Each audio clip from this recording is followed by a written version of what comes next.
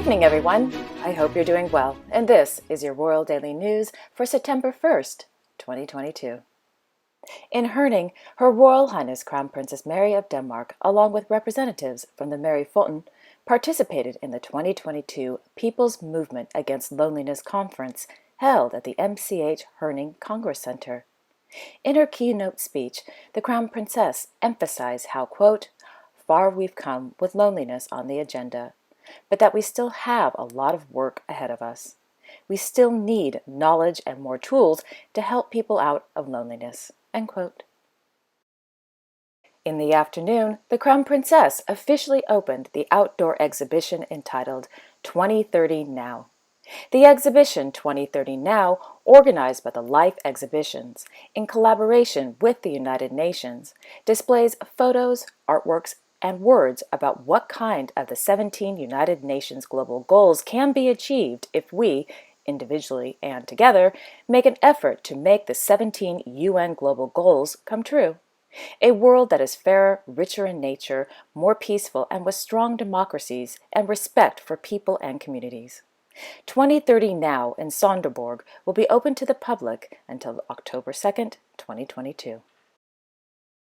Meanwhile, His Royal Highness Crown Prince Frederik of Denmark attended the presentation of the 2022 Danish Chamber of Commerce award ceremony held at the MCH Herning Kongrescenter in Copenhagen.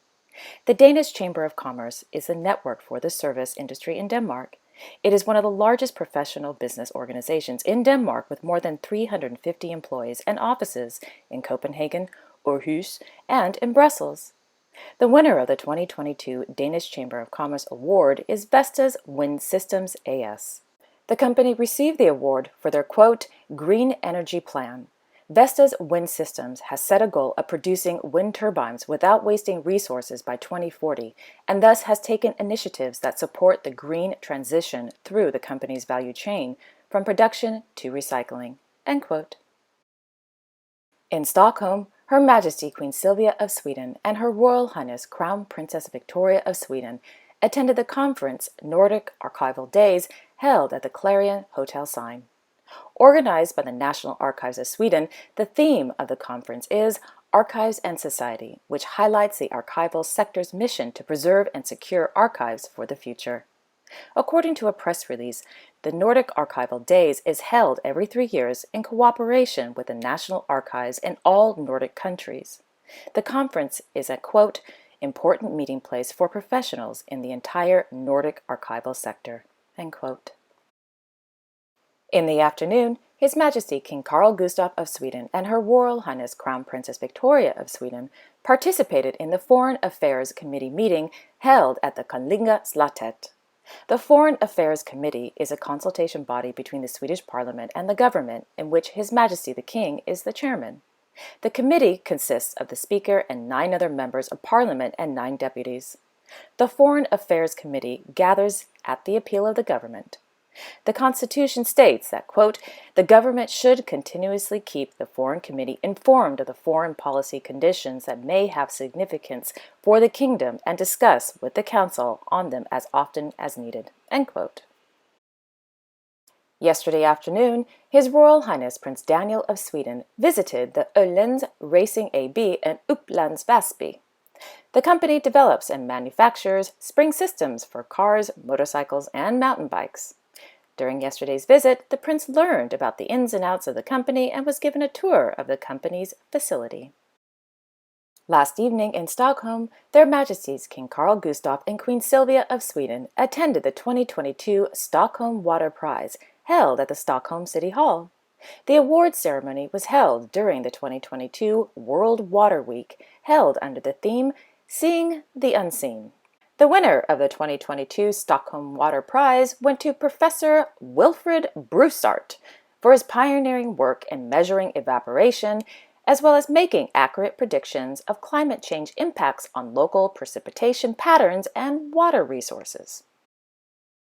In Hareid, Their Majesties King Harald V and Queen Sonja of Norway wrapped up their 3-day counting tour of Mura and Romsdal. This morning, Their Majesties, along with hundreds of local citizens, attended a folk festival with music, food, games, and more.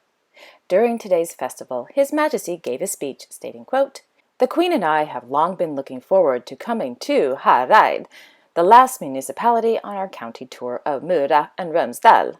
The Crown Prince couple were here in 2012 on a county tour, and we heard a lot of praise about Hareid from that visit." End quote. Thereafter, their Majesties traveled to Brandal to visit the Arctic Museum. Meanwhile, Her Royal Highness Crown Princess Mette-Marit of Norway attended a ceremony in Oslo this afternoon to witness the placing of the last of the stumbling stones in memory of Jewish victims of the Holocaust. The Stumbling Stones project was created by German artist Mr. Gunther Dem-Ischk in Cologne, Germany in 1994. Today, there are over 1,200 stumbling stones across Europe. Engraved on each of the stumbling stones and covered with a brass plate is a name of a person, year of their birth, year of deportation, date and place of death. This afternoon, 3 stones were laid down in memory of Mr. Ernst Josef Adler, Mr. Fritz Gustav Lowy, and Ms. Meta Hirschberg. If you're interested in learning more about the Stumbling Stone project by artist Gunther Dem-Ischk, in the description box below, I will leave a direct link to his official website. In Tromsø, His Royal Highness Crown Prince Haakon of Norway attended the 50th anniversary celebrations of the UiT University of Tromsø, Arctic University of Tromsø, held at the Tromsø Cathedral, or Domkirke.